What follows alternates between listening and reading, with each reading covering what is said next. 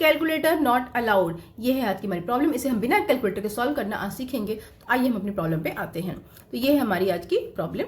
हम इसमें क्या करेंगे, हम 7 की पावर 5 को हम 7.7 की पावर 4 भी लिख सकते हैं, प्लस 7 की पावर 4 को हमने यहाँ पर एज इट इज उतार लिया। यहाँ पर 7 की पावर 3 को हम क्या करेंगे, 7.7 स्क्वायर कर देंगे, और 7 स्क्वायर को हमने एज इट इज उतार लिया, और यहाँ आ गया हमारे पास प्लस 7। ठीक है, अब हमें क्या करना है, हमें सिर्फ इस पार्ट को देखना है, हमें इसमें 7 की पावर 4 को कॉमन ले लेना है। ठीक है, तो अब हम यहाँ पर इसको 7 की पावर 4 को कॉमन ले लेंगे, तो यहाँ पर हमारे पास आएगा 7 + 1।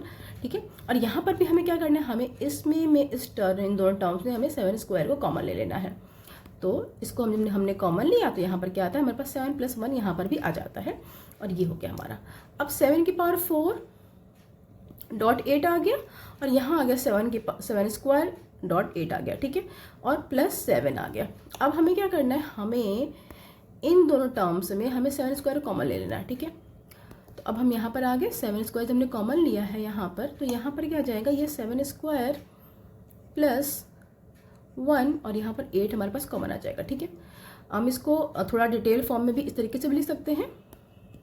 आइए इसे हम लिखते हैं इस तरीके डिटेल में। तो पहले हम यहाँ पर क्या करेंगे कि हमने क्या किया, इसको 7 स्क्वायर और 7 स्क्वायर कर लिया। ठीक है, और .8, और यहाँ पर हमने क्या किया, 7 स्क्वायर .8 कर दिया, प्लस 7 कर लिया। ठीक है, अब हम क्या करेंगे, हम इस टर्म में देखेंगे, यहाँ पर हमारे पास 7 स्क्वायर .8 कॉमन आ सकता है हमारे पास यहाँ पे। तो हमने क्या किया, सिंपली यहाँ पर हम ले लेते हैं 7 स्क्वायर को हमने यहाँ पर कॉमन ले लिया है, और यहाँ बीच में हम 7 स्क्वायर + 1 ले लेते हैं, और ये 8 को हमने यहाँ पर कर दिया। ठीक है, अब प्लस 7 आ गया हमारे पास। ठीक है, अब क्या है, 7 स्क्वायर की वैल्यू जो होती है 49 होती है, और 7 स्क्वायर 49 + 1 हो जाएगा, और यहाँ पर 8 है हमारे पास, यहाँ पर हमने ले लिया।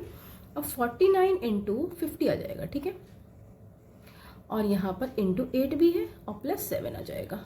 अब हम क्या करेंगे, सिंपली हम इस 50 और 8 को अगर मल्टीप्लाई कर लेते हैं तो ये 400 आ जाता है। ठीक है, और हम इस 49 को हम लिख सकते हैं यहाँ पर 50 - 1 लिख सकते हैं, और ये हमारा जो टर्म है ना वो आ चुका है यहाँ पर 400। ठीक है, और यहाँ पर आ गया हमारे पास प्लस 7।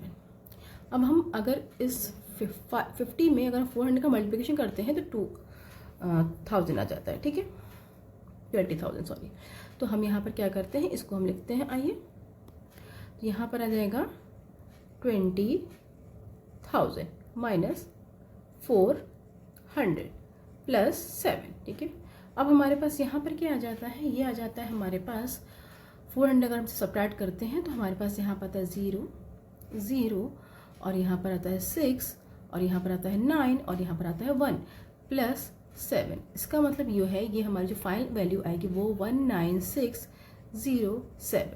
तो ये होगा हमारा इसका रिजल्ट। हमने बिना कैलकुलेटर को कि इस वैल्यू को फाइंड आउट कर लिया है।